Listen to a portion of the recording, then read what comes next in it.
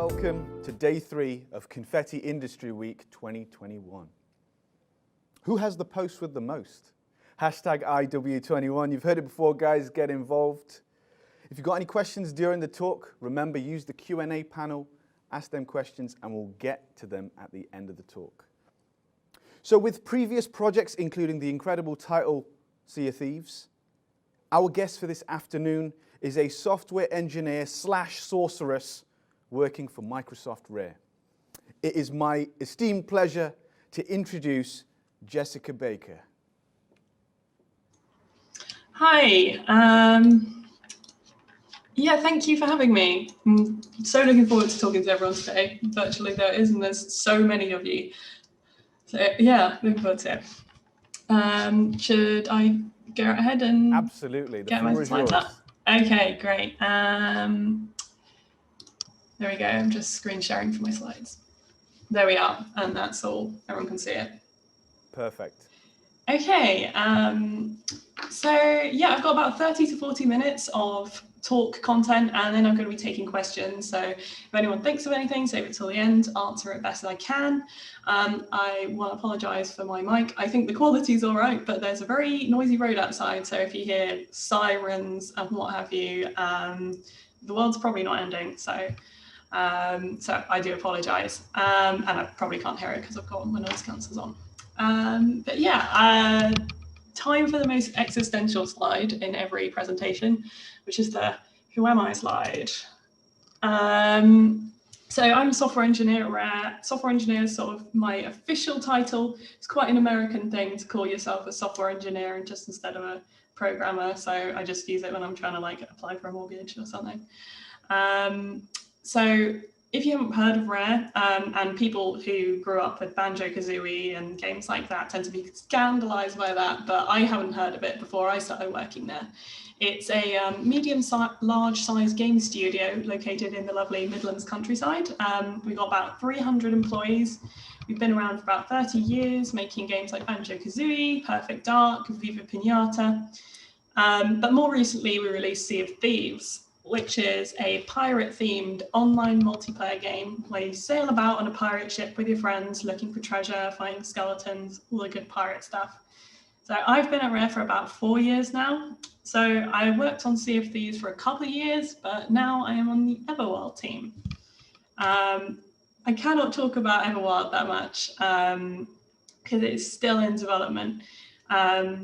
There's some trailers on YouTube if you want to look those up later, if you want to learn more about it. I don't trust myself to explain it in a way that's all PR approved or what have you. So yeah, I have experience working on things that are really early in development and also things that are live and going out to real players every 2 weeks, I think, for Sea of Thieves. So in this talk, what am I going to be going on about? I don't have a game development degree. I don't have a CS degree. My degree is actually in mechanical engineering. But as I understand it, is a game development student working fairly independently. So I'm going to share what I learned about working on a team, particularly a large one, and how a big AAA development team works. So as well as covering what you can do to be a good team member as an individual, whether you're just working with one person or thousands of people, I want to talk about what a great team works like.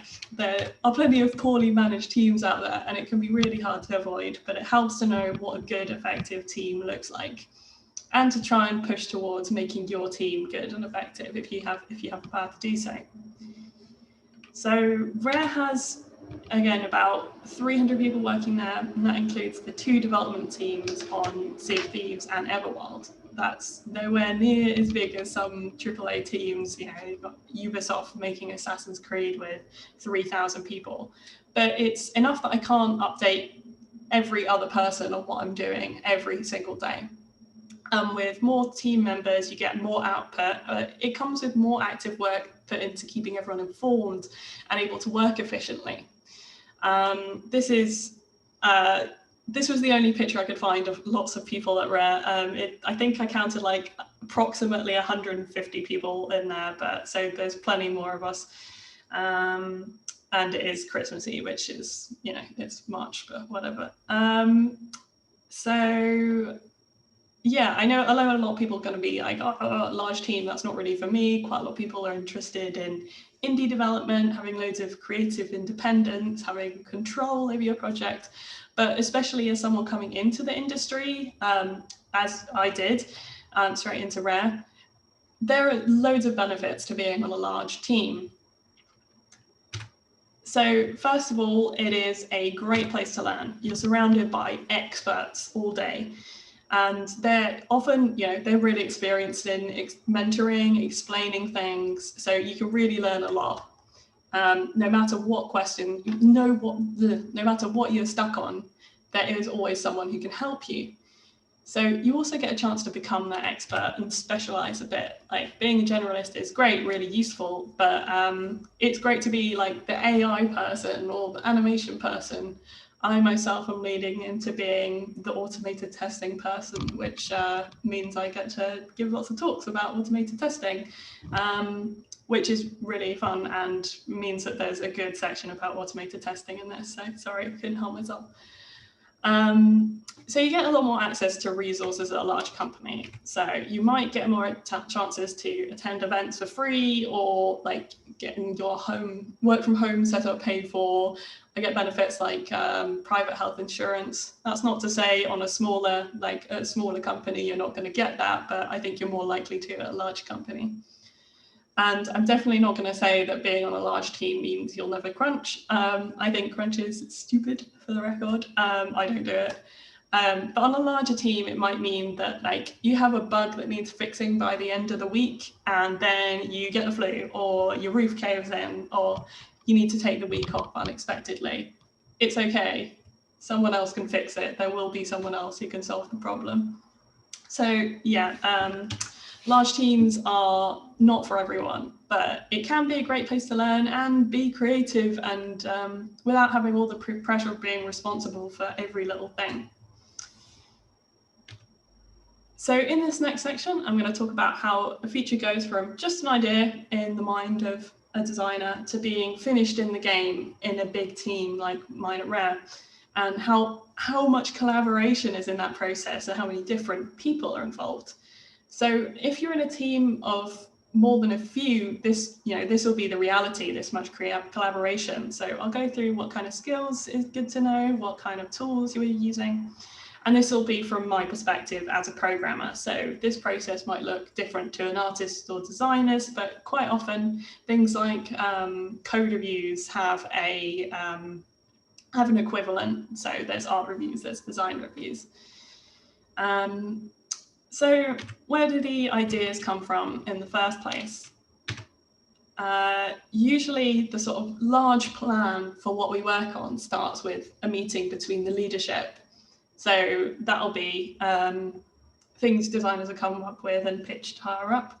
It'll be things that focus on what the business direction of the game is. So what do the players want? What do people, what's the best idea business-wise? So that's executive producer, that's marketing, community team who will be informing on what the players want. If you're in a good team, the leadership for different development teams will also be involved in that to feedback on what's actually realistic to produce. So you might have the business director, who is in charge of the business side, being like, oh, well, we need this huge crafting system with this and this and that. And then you've got someone from an engine team there saying, actually, that will use up our whole memory budget. So you're coming up with compromise at that stage. So when that's decided, that plan gets pitched to the rest of the team. And again, in a good team, there'll be lots of space for everyone to feedback at that point. So that might be on like, oh, I'm concerned about implementing this level, but also like, I'm not sure this will be accessible, or I don't think this is very appealing. And someone like me would be able to feedback that, even though my job is not being a designer, because it's something that's good to get from a larger audience in general, not necessarily from the people with the specific job that they have. So a great skill to pick up is giving that kind of feedback well. So like saying like, oh, but I hate crafting, or crafting sucks, is not going to go down very well. You're not going to get a lot of traction with that. But if you can come up with a business justification, that's more likely to make a difference. As well as if you find lots of people who think like you and address that together. If you are the only one who thinks that whatever plan is a rubbish idea, and you might want to have a rethink about that. But while you should definitely be heard, you will be feeding back to people who have access to a lot more data than you do and probably a lot more experience. And everybody has to be working towards the same goal. So if half the team is saying we should do X and half is saying we should do Y, you have to pick a direction and stick to it. You might have to accept a decision that you don't like, and while you can make it clear that you aren't happy with it, trying to actively, push in the other direction is just going to waste everybody's time and show that you don't trust your teammates.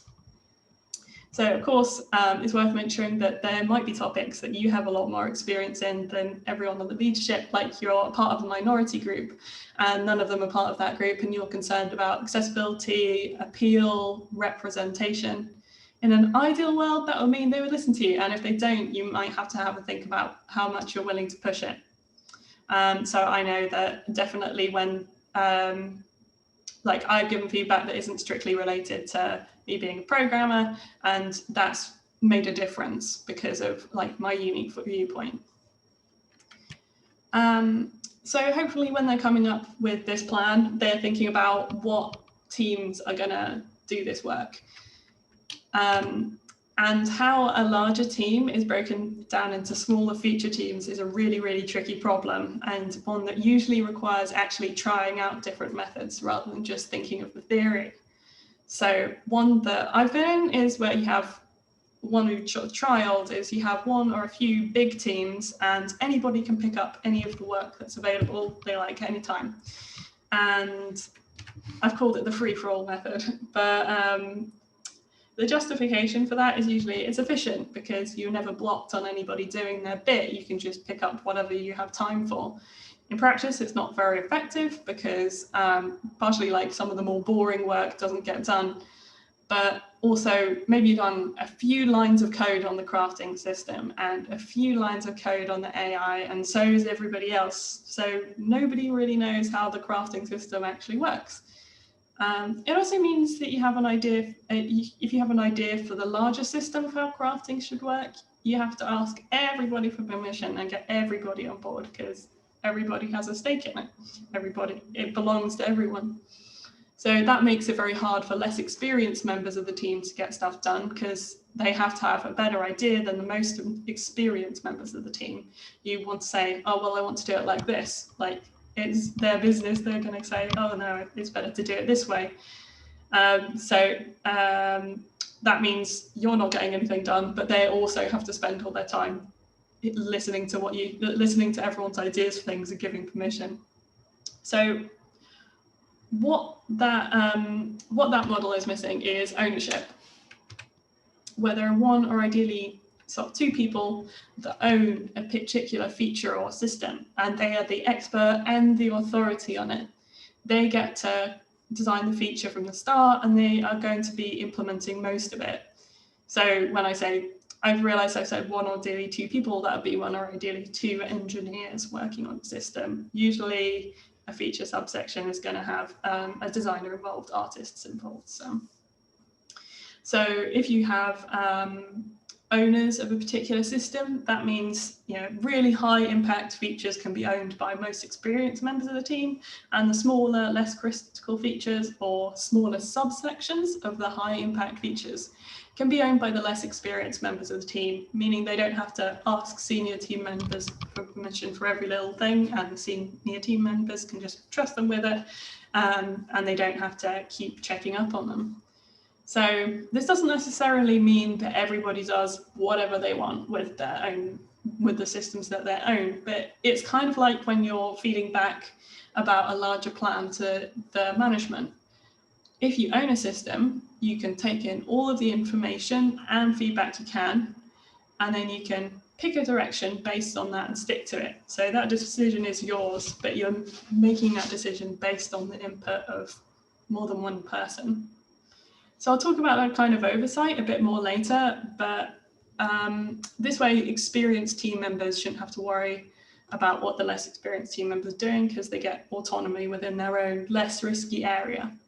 So you should know all about the area you own and have a more general idea about the systems that you're not actively working on. It also doesn't mean you never get to touch anything in systems you don't own, but if you do, or you need your system to interact with somebody else's, there's someone you can go to who is the expert on that system, and they know what work's going to be done on it. So like, it's not like you're like, well, I need to change this, and everyone's like, well, I don't know about that. I don't know if that's a good idea. There's an expert, or hopefully two. So even if you have ownership in your team, there's still lots of ways to organize them. So smaller teams maybe that are made up for a particular feature, like we had this squads thing for a while. So there's a shark squad who are just making sharks, and that's including all the disciplines, which means that you only hear about the feature you're working on, but you can lack the camaraderie of being on a large team, and means like if the shark team finishes early, what do all the members of the shark team go to? But you then have to organize new teams for them to be on. Or you can have a larger team where each team gets a group of features to work on. And that means you don't have to know about everything the whole product team is working on, but it can mean you have sort of silos of knowledge. So you have team A and team B, and within team A, you know everything that's going on, but you don't know anything that's going on with team B. Sometimes teams are cross-discipline, so you might have a team including artists and designers as well as programmers, and that means you can know a lot about what's happening in your feature, so you know when the art's going to land for you to work with. But a lot of the information you're receiving might not mean a lot to you, because if I'm in a meeting and someone's talking all about how they've been experimenting with the fur system, like that doesn't really mean anything to me. Or you can have teams within disciplines, so an engineering team, which means that you can help each other out a lot, understand what they're talking about, but you're not working with people who are working towards the same goal as you, which can mean you can get some cross wires. So when you have your sort of area that you own, your feature, sub-feature, ideally you'll be working with one or two people on that again. So it's down to you to break it into smaller tasks, divide it between you, and make it happen. Usually for a programmer, one task will be one check-in to source control, which I'll talk about in a moment. But even the process of completing a single task isn't completely isolated. It's a good idea, even from the start, not for each individual task, but for your larger plan, to just have a chat with someone else in your team first, to have just sanity check that what your plan is makes sense and it fits in with the larger system. Usually that person is whoever's working with you on the feature or owns the larger system. And it should ultimately, again, be your decision what you do with it, but they'll be able to pick up on whatever you haven't thought of or give you information you didn't have. So then you can go ahead and write the code if you're a programmer, which will involve tangling with source control. I really have no idea how much students are using source control at the moment, so excuse any obviousness, but effectively source control is a way of sending out the latest version of the code base to everyone and then integrating everybody's changes back in.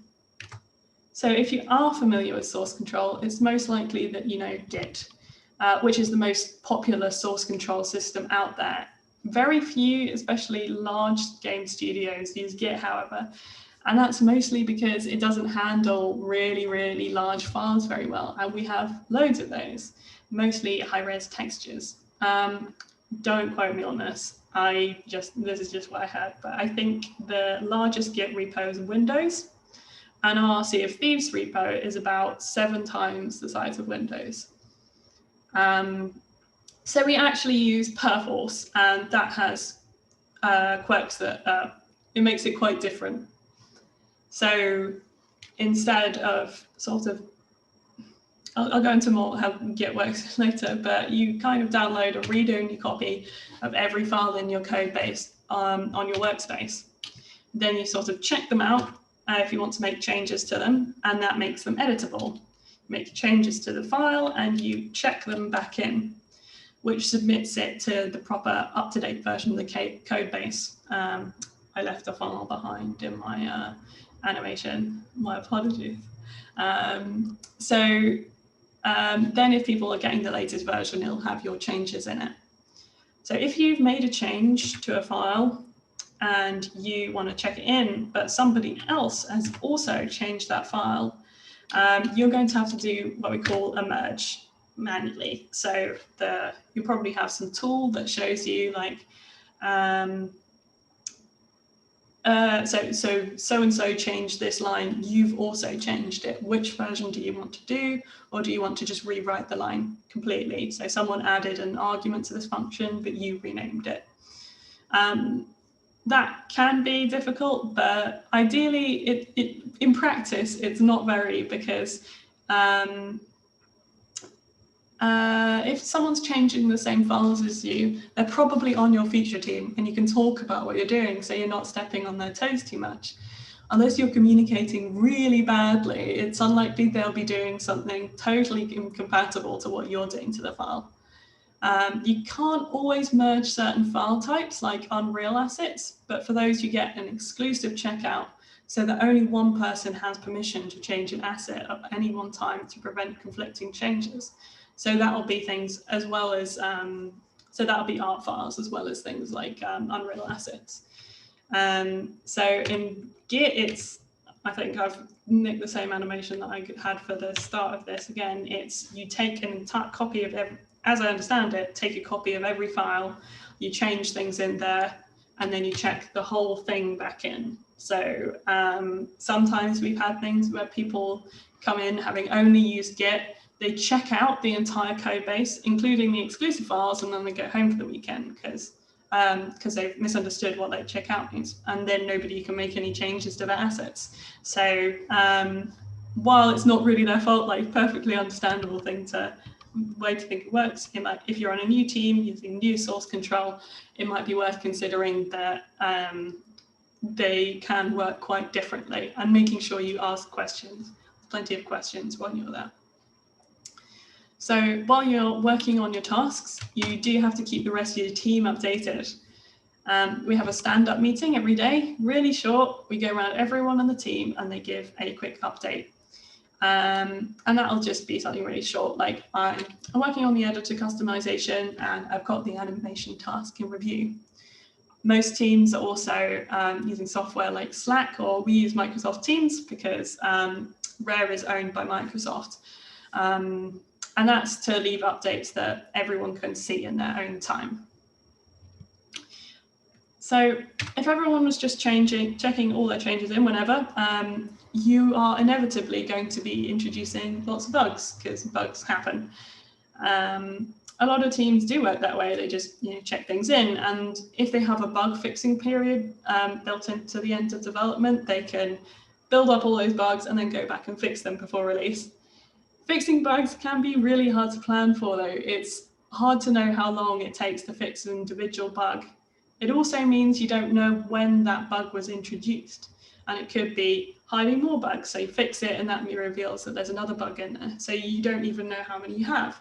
So we actually try and catch any issues in our code before we even check that code in the first place. So the first stage of verification is code reviews, which can mean a lot of different things at a lot of different companies. But effectively, it's you show your code to a few colleagues and they give you feedback on it and catch any issues you might have missed. So this is a scene from Russian Doll, which is like a mini series on Netflix.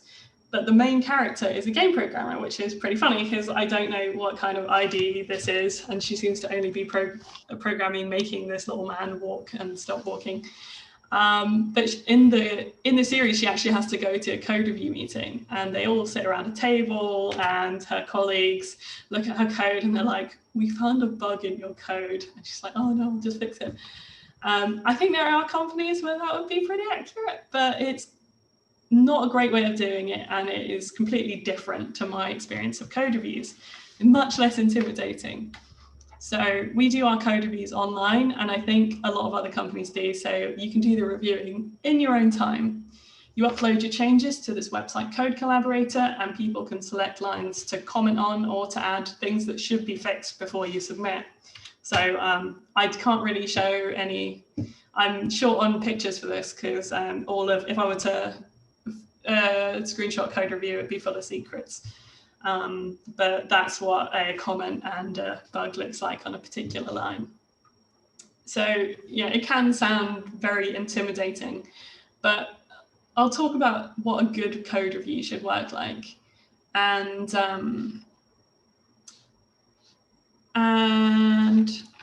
this may not always be how it works, but it's how my team does them and what you should be aiming for ideally. So the reviewers are usually your immediate teammates who are working in the same area you are and have a stake in the code that you're checking in. So sometimes it's a good idea to include someone experienced from outside the team to give their perspective to.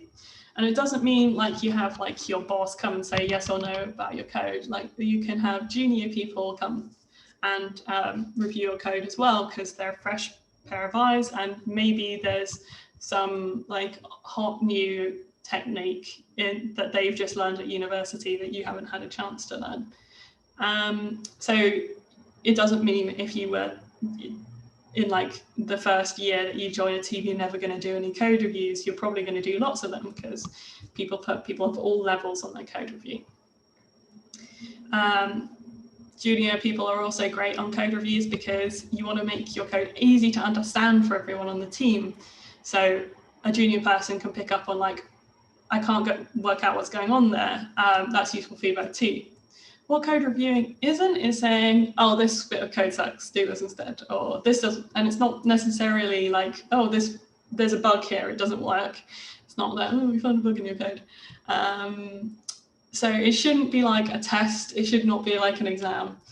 Most defects are things like spotting typos, identifying missing edge cases, stylistic advice, variable renaming for clarity, or knowledge like, oh, the way Unreal works means that this will cause a memory leak. So a defect is not a bad thing, and it does not mean you did a bad job. Everybody makes mistakes, that's why we do code reviews.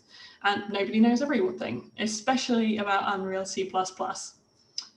So much of what I know came out of code reviews. It doesn't even mean you have to fix the issue they point out. If it's subjective, you could just say, oh, well, I disagree, I'd rather keep it like this. Or if you think the defect is wrong, you can explain why. So the other thing code reviews isn't necessarily for is finding bugs, finding errors. You can spot them sometimes, maybe you spot a missing semicolon. But on my team, errors are covered by automated tests, which is, again, my pet topic. I've given a load of talks about testing. I've got some resources on my website, which is linked there. But basically, this is where you write code that runs parts of the production code and checks that the outcome is expected. So this can be checking that a function returns the right number. So if you write a function that adds two numbers together, you want to test that if I give it the numbers 2 and 5, it's going to return me 7. Or at a larger scale, you can test that, like, if a pirate raises the anchor on the ship will then move.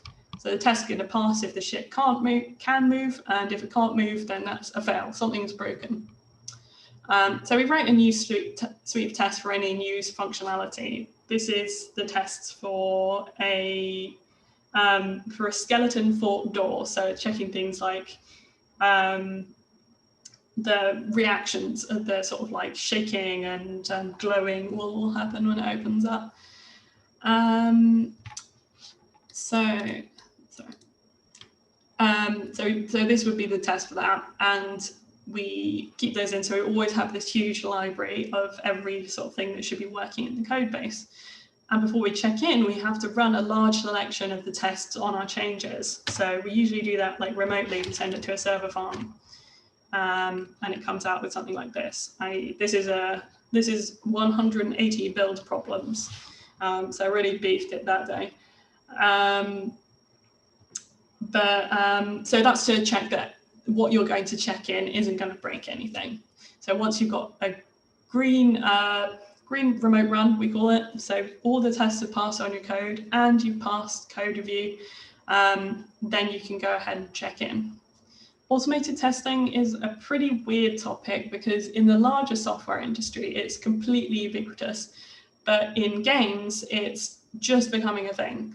Part of this is because people think you can't test games, and it does have some very specific challenges, like things being time sensitive.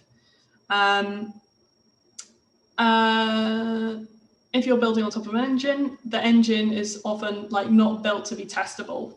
And part of it is just culture. People aren't used to it. A lot of game companies are trying to produce their games fast, and they don't want to spend that upfront time writing tests. It saves you a lot more time later on, in my opinion, and it really makes planning easier, because instead of spending time fixing bugs, it's just super unpredictable. You can just, already how much time you spent on the quality. Not to say that bugs don't happen later, but yeah, it's putting that time up front so that you don't have to do this unpredictable work later, basically. It is becoming more common now because people are making live service games, and if you're releasing a game once, you can just make it work however ugly that code may be, and then you can release it and it will work. But if you're doing a live service game, you make it work for the update, and then the next update, you have to write some more code in there, and that breaks everything. You have to fix it again. Automated testing is a way to make sure that things stay working. So you're through review, you're through testing, your change can be checked in, your name's on the credits. Woohoo! At this stage though, before the build with your changes in can go out to players, it needs to be tested and verified even more. So for most companies, this means manual QA. So we have manual testers as well as our automated tests, because not everything gets caught in an automated test. You can check that the door opens if you press the button, but what if the door flings off into space? What if you do an emote under the door as it's closing? Manual QA are really good at that sort of thing.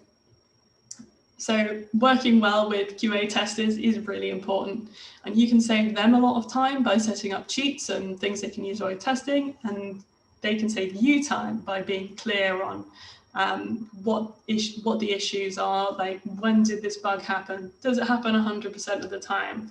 What else were you doing? What was going on while that bug happened? So we also have automated tests running all the time, not just before you check in. So it runs a more thorough set of tests on the most current version of the build all day. So that we have builds that run overnight, we have builds that run every 2 hours, we have tests that run every half hour. And that can pick up areas like forgetting a file when you check in changes, but it could also be things that don't show up in on particular platforms. So if these fail, then the build light goes red and nobody can check in until it's fixed. And this means that we can see what changes were submitted in between the current break and the last time the test succeeded. And that means you can narrow down exactly which change introduced the issue, which makes it way easier to fix. Usually not red for very long, because you don't usually fix it while it's in the build. You usually just take your change out completely, fix it on your machine, and then you can check it back in. So we're using a mixture of automation and manual QA, which means our human testers don't have to spend all day doing the same menial tasks over and over again. They're doing all the silly and wacky things that might be causing bugs. And we integrate our QA with the development team as opposed to having them separate, which makes it way easier to collaborate on finding the causes of issues, because they're just sat right next to you and you can say, hey, can you test this? So at this point, you've got your plan, you've written your change, had it verified, checked it in, and now it's in the latest version of the game, which has been verified to be good to go with a bunch more into the testing.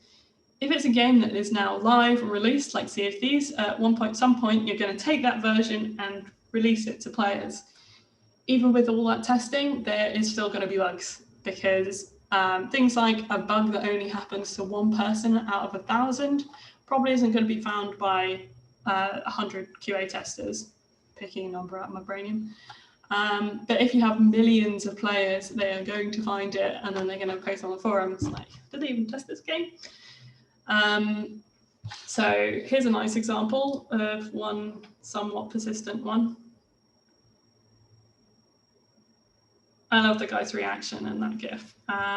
We had pretty much everything that can go wrong in Sea of Thieves results in flying pirate ships. Like, you disconnect from the server, you get flying pirate ships. There's a seaweed that has collision on it, you get flying pirate ships for various reasons. That one was really tricky. And that's kind of one of the things where bugs hide each other, because you fix one reason why pirate ships are flying, and then another one pops up. So yeah, that's the process for a game feature that's supposed to go out to players. But you can see how many different people and how many different teams, how much collaboration is involved. That means there's a lot of different people involved in your work, but you also get to be involved in other people's work too. It's worth noting that this is for direct gameplay code. So as a lot of the time as a gameplay programmer, you're not coding, the treasure chest is in such a location. You're creating a tool that a designer can use to place a treasure chest wherever. So our tool tails system is we sort of have these story missions, and a designer can create one of those from scratch, just using like a visual scripting system that we designed, meaning that you don't have to code that this dialogue plays when you talk to this NPC. It's a tool that sort of creates more gameplay. And that's just as a gameplay engineer. That's not to mention all the teams that work on making the engine more efficient, all the people who write the testing infrastructure. Lots more goes into the game than just the gameplay. So more onto some more general advice on how you can work well on a large team.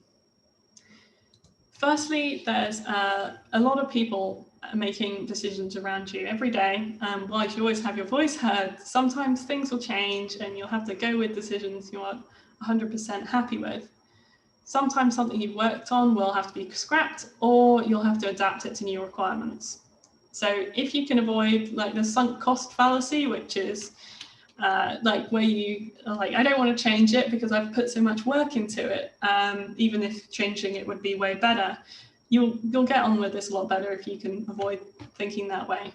So it's always worth noting that all that time you spent on the scrap feature is not down the toilet. That's all time you spent learning and growing, and you probably got paid for that time. So it's going to be easier to make the next thing. A great way to work in general on anything is iteratively. So that means you're creating whatever it is little by little and getting feedback and testing it out after each change. That's what the whole process I talked you through is about, making a little change, testing it. In a large team, it's a good way to work, especially because it isn't great to like disappear off for a month and come back with this huge chunk of work. Firstly, if at that point someone reviews code and says like, this isn't what you needed to do, you've wasted a ton of time. It's also hard to catch errors and issues in loads of code at once. So if someone uploads a code review for you and it's like 100 files big, you're more likely to miss things, and also you'll be pretty annoyed. So if instead you decide what the absolute minimum of what you need to produce is, minimum viable product, and you produce that, then you can add everything else the feature needs little by little, doing the most important things first. You can actually call your work finished pretty early on in the process, and then if things change, you've still got something that works. If you run out of time, you've still got something that works. So that's what I did for my portfolio when I was applying for games jobs, because I didn't want to wait until my portfolio is perfect before applying to jobs, but I didn't want to have a portfolio full of unfinished projects.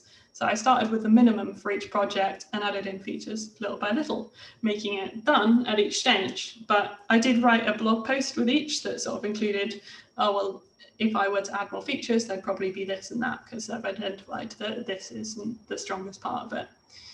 Turns out that's a skill studios want to see, and I landed my job at Rare well before I felt that portfolio was ready.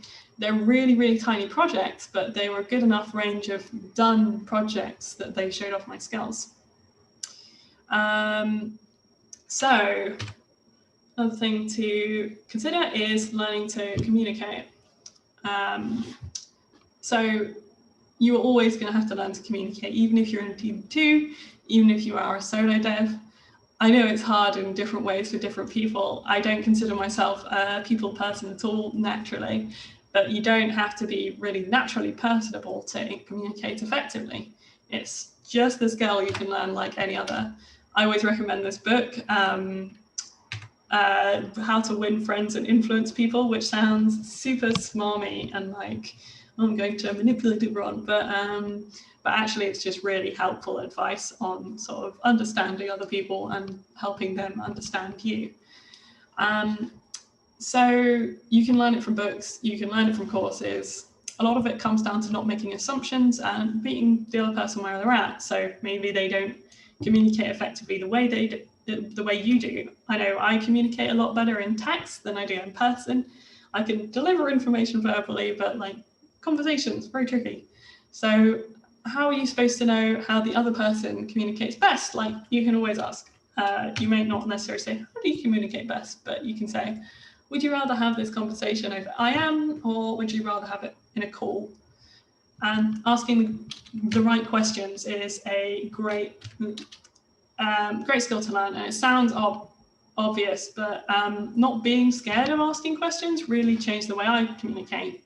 When you're explaining something, you can say like, do you understand what I mean by that word? Or are you familiar with this already? And then if someone's explaining something to you, you can, don't be shy to say like, what do you mean by this word specifically? It can also help to explain things back a bit by saying, by this do you mean X? Or my understanding of what you're saying is that it works like this. Also hugely important to define the words you're using. I think programmers especially will understand that because variable names. But like you can say, for this purposes of the conversation, I'm just going to use this word to mean this. So I'm looking for a new place with my partner, and we're trying to discuss like, oh, how many bathrooms do we need? And it's like, what does bathroom mean? Well, is a bathroom and a downstairs loo okay? Like we had to, because we're huge nerds, we're like, okay, so let's define what the word bathroom means for the purposes of the conversation. Finally, just use all the tools at your disposal to support what you're trying to say. I love diagrams. I keep a whiteboard at my desk, and I quite often, in non-COVID times, I keep a whiteboard at my desk, and if I'm explaining something to someone, then I'll just sketch out a little diagram or even write down points so I can point at them and we know we're both on the same page. I know that one of my colleagues, when he's explaining things, he will like share through Teams, he will share his screen and open up like Photoshop and draw a little diagram he's talking. It's a really great idea. And examples are also excellent. So think of explaining, like you're explaining the concept of dividing numbers to a child. You can say, division is where you figure out how many times a number will fit into another number, which is pretty abstract. It's quite hard to visualize what that means. So if you got like some like little Smarties or something like that, and said as well as that, you say, so here, if we want to divide 10 by 2, it means seeing how many sets of 2 Smarties it takes to make up 10 Smarties. So that's a lot easier to visualize and can really help, even when you are explaining to an adult. So the last bit of advice I have is to always think of the user, or think of what you're actually aiming towards. So the user for your code, or the way you've laid out your blueprints, whatever you're producing isn't necessarily for the customer, isn't necessarily for the person who's playing your game. Your teammates are going to want to come in and edit your code, and it's going to save time and effort if your code is laid out neatly, or you set out content authoring really well. So try and put yourself in their shoes and think, is there any knowledge that I'm assuming that they already have? as well as things like how are they going to be looking at this. So a long function in your code that goes off the end of the screen, like they're looking at a screen that's probably that high. Do you want a function that's longer than that so they have to scroll to see everything at once? So learning to explain things and write great documentation, like I already said, is a great skill to learn. People are very nervous about documentation, but they feel like they should break, it's a different process to just explaining it to someone. You've got to break it down into sections and write it like a textbook. But I find the best way to write documentation is just to imagine that I'm sitting down explaining it to someone and I just type out what I would have said to them. People also get stuck on like, I only have this one bit of information, but I can't turn that into a big explanation. But you don't really need it to be a big explanation. It doesn't matter. Just write a document page with just one sentence on it if that's all you need to say. Done will always be better than perfect. So don't fret about making the perfect documentation page. Just write what you have to say if that's all you have time for. If you have more time, again, examples, diagrams, always useful. So yeah, that's all I had to talk about. I don't know how long that took. Like, what's the time? 2:49. Gosh. So yeah, there's a careers page there. We have internships around. I have no idea when the intern application period is, but do check that out. And yeah, if anyone got any questions. Fantastic. Thank you, Jessica. And I'm sure we're all clapping at our desks, showing some love through the chat. Okay, there we go. Here comes the applause. Here comes the claps. Fantastic stuff. You've got to imagine it in the ears, right? Amazing stuff. Thank you so much, Jessica. That was amazing. We definitely have some questions that have come through. And the great thing is part of that, the end discussion that you were just having, is that definitely answered a few of those. So some reiteration may be required. But I think one of the first questions, and I think this will probably be one of the earlier questions as well, what has been one of your biggest challenges working on Sea of Thieves? Biggest challenges, gosh. Oh man, so many. On Sea of Thieves specifically, I think one of the first things I had to do was the skeletons that fire cannons at you from islands. They are really complicated. So people hate them. They always think they're really, really accurate, but actually they're only designed to hit like 5% of the time, something like that. But that was, I just come in, and because I had a mechanical engineering degree, they wanted me to come up with like some mathematical aiming system, and trying to get maths things to work in a way that's satisfying in gameplay is an absolute nightmare. Don't do it. Fake it. Always fake it. Just like say like, I'm going to fire it in this arc, instead of like calculating the physics of when it will land and how much you've got to predict the thing by. Just like bend it in the air. Do it. Always fake it. So learning that was, I say, a big challenge. Amazing. That sounds very, very exciting. Another question. What would an internship at somewhere like Rare actually look like? And what kind of thing would an intern do? What kind of thing would an intern do? So our internships, they are a year long. So basically, you just come and work at Rare for a year, and you're pretty much like any other employee. So that will be on a specific, I know we have like generalized game dev student that'll be like, you would be like programming or audio or so on. And yeah, it's basically just come work at Rare for a year. It's, and you're doing the same work that anybody else would be doing. Probably, the easier level of it if you're just coming in as an intern, but yeah. Brilliant. Well, that's really good to know. And obviously, I know a couple of students have asked that question, so that's a really wonderful insight into what it would be being an intern at Rare. You mentioned earlier on about not knowing much about Rare or not knowing anything about Rare before you got a job working for them a few years back. Did you do any research prior to your interview? And if you did, what kind of tips would you have for those people researching the jobs and the companies that they're going to be working for? It was 4 years ago, so I don't know if I remember exactly. I definitely like researched for some of the studios I was playing with. I tried to play their games a little bit if I had the chance, but obviously games are expensive and you might not have the time to play the games that every studio you're applying to. Generally, we don't expect people, as far as I'm aware, like we don't expect people to be an expert on the studio and know every game that came out, but like we want you to know just the basics of like rare make Sea of Thieves, things like that.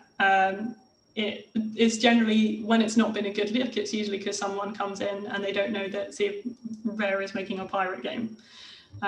Just the basic information. So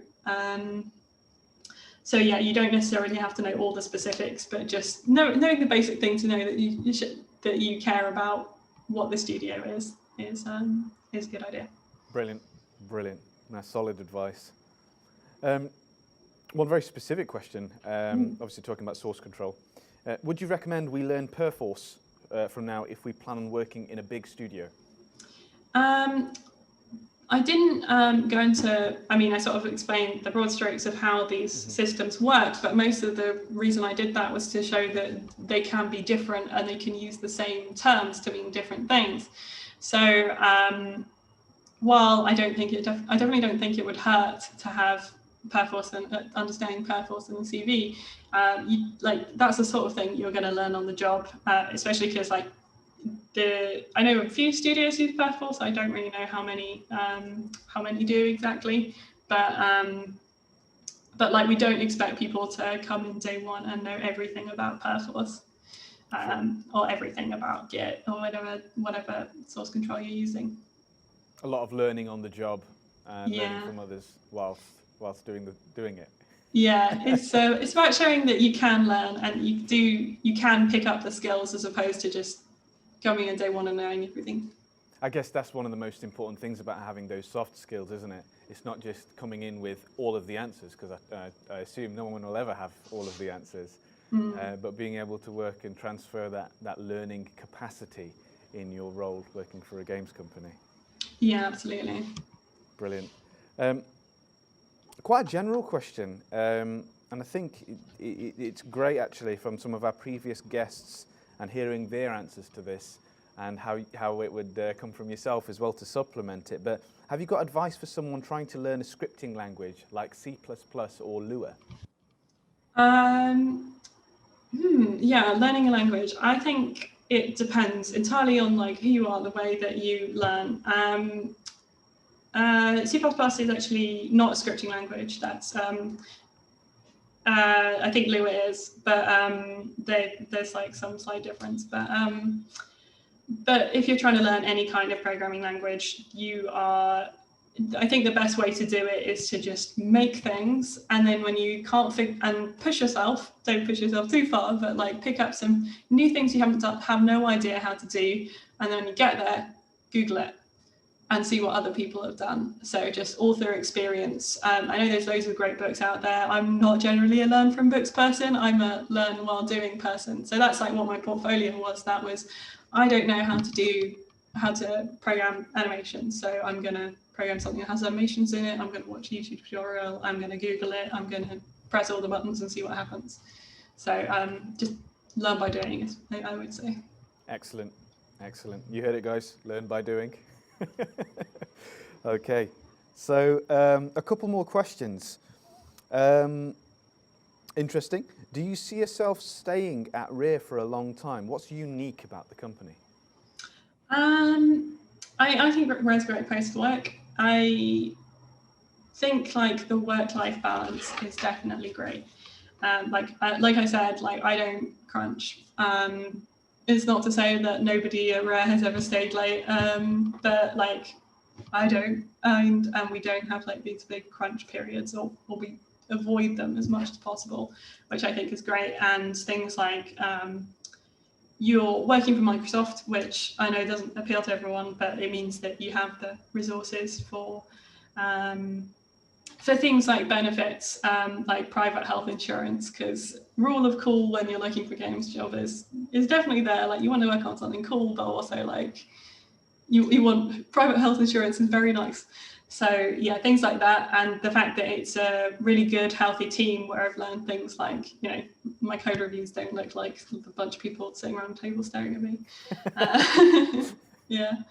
And we're also out in the countryside in the Midlands, which is a really beautiful studio built especially for Rare. And like you can do things like just like you've been staring at your screen all day, you're tired, you can just go for a walk into like the nature reserve that we're on, and you can't even see the studio, but you're at work. So just walk out, come back, and then it's way easier to fix a bug when you've been out looking at some rabbits or whatever. It's quite a lot of rabbits. Sounds amazing. Bees. I think we need some of that here also. Get some rabbits and some foliage, right? Yeah. Great. A question that's slightly outside of kind of the core of what we've been discussing today, but what would Rare look for in a junior 3D artist or junior artist? And do you find yourself in a position where you'd be able to discuss some of that? I don't think I can very specifically because I'm not an artist, so I don't know what kind of thing they'd be looking for. But as always, just ability to work with other people. I think ability to study, to follow a style, and yeah, just really good general team working skills will always go down well, I think. Fantastic. And I think just maybe to supplement that, are you able to give some kind of experience or account of working with the art team or working with another team that you've not already mentioned, as a means of showing, as in if you're working in the art department, what a close-knit connection that you would have with another department, or the opposite? Yeah, I guess so quite a lot of like my interaction with the art department is generally with like tech art and so on. So they're, you know, so it's like if I'm working on, I don't know, grass, something weird like that, and I need to send their like scripts and everything the right information. There's quite a lot of collaboration there. So I'll be like messaging that person all day saying, what format do you need this information in? What kind of things are you going to have to do? How do you want the editor to look? But I think you also get to, like you say, you get to give feedback in things that aren't necessarily your area. Just letting you know, Jessica, you've just cut out slightly. Oh, okay. Can you hear me now? And I think... Testing, 1, 2, 3. Yep, we're back, I think. Okay. Yes, we are back. Okay, cool. Yeah, I was just going to say that you get to give feedback on things that aren't necessarily your area, which is the great thing about working in games. So I think I remember like every week or 2 weeks when I was working on the pets team on Sea of Thieves, we just got a copy of the build of the game and just kind of like messed around with it with everyone in the room to give feedback and say, this is what I've added, let me show you. And I think we were testing out, like the pets will go to different parts of your ship and just like hang out there, the hangout system. That's the part I wrote, but I kind of like, I was completely thoughtless, but we couldn't find the monkey. We looked for it. We found it in the corner asleep, which is very cute. But I said, it looks like it's crawled into a corner to die, which did make me very embarrassed because the animator was there. But it was good feedback because he was just like, oh yeah, it does really look dead. So they had to add, so they actually went back and added like more breathing into the animation so that it had not crawled into the corner to die. Amazing. That is amazing. Oh gosh. Hopefully, guys, that answered that question that you had put forward about working with others within the company. Do you know of or have implemented any Easter eggs of your own that maybe some students might have seen or will want to see or will want to try and find? Oh, Easter eggs. I don't know, because usually that's like what the designers are doing. They hide like little fan references all over the place. I know that my voice is in the game in a few places because they like to use the developers' voices and also my name. So I'm a skeleton that you can kill, and it just sometimes will come up, my name will come up, it'll be like Jessica Bonebreaker, which is everyone on the Sea of Thieves team gets a pirate name. So people are like, and we use that for the skeleton captain name. So people are like, oh, why are these names so weird? It's because they're our names. And my voice is in there a couple of times. But in terms of like fun Easter eggs, I haven't put anything in there personally. That's amazing. That in itself is really cool. It's really cool. I'm sure we've got some of the Sea of Thieves players who are going to be going looking for you now. Amazing. Well, just to start to wrap up, Jessica, if there is one final piece of wisdom that you want to impart to our students for them to be able to engage with and to support them in getting their foot in the door within the industry, whether it's for programming or whether it's for XYZ, what would that piece of feedback be? I guess if I'm going to be pithy and brief about it, probably just perfect is the enemy of done. Perfect is the enemy of good. Also a very good way of saying it. So just finish it, make sure as best as you can, but it's so much better done than like having some huge thing that's very exciting and never gets done. Yeah. That's great advice. That is absolutely solid. I think there's a lot of that procrastination that takes place once you've spent such a long time on a project, and it most of the time leads to it being unfinished. And I think it's a great piece of advice saying get it completed, get it finished, and have lots of things completed. Jess, thank you so much. Thank you for answering the questions. Thank you for your talk. It has been so informative, and it has been a great insight into the world of being a software engineer working at Rare. Guys, once again, can we show some love? Let's see that chat blow up. Let's see some excitement. Let's see some great thanks. Wonderful stuff, guys. Thank you. Thank you very, very much. Okay, and to start wrapping up, guys, we have got, we're coming towards the end of the week, I'm going to say, but we're actually only in the middle of the week. We're well into our game jam, so there's definitely going to be some updates being fired around, some video footage so you can see all of the exciting stuff that our game jammers are getting up to at the moment. Remember, hashtag IW21. I'm going to keep on smashing that every time I'm in front of a camera. So definitely get involved with that, guys. And also, tomorrow's events. We have got a series of games events tomorrow, whether it's in games, in esports, obviously TV, film, music, media, all of that great stuff. And remember, Friday, we've got the big talk with John and Brenda Romero, and we've got Gamer to wrap up the week. So cheers, guys. Thanks for tuning in, and I look forward to seeing you, some of you back in the game jam, but some of you in the next talk. Take care. See you in a bit.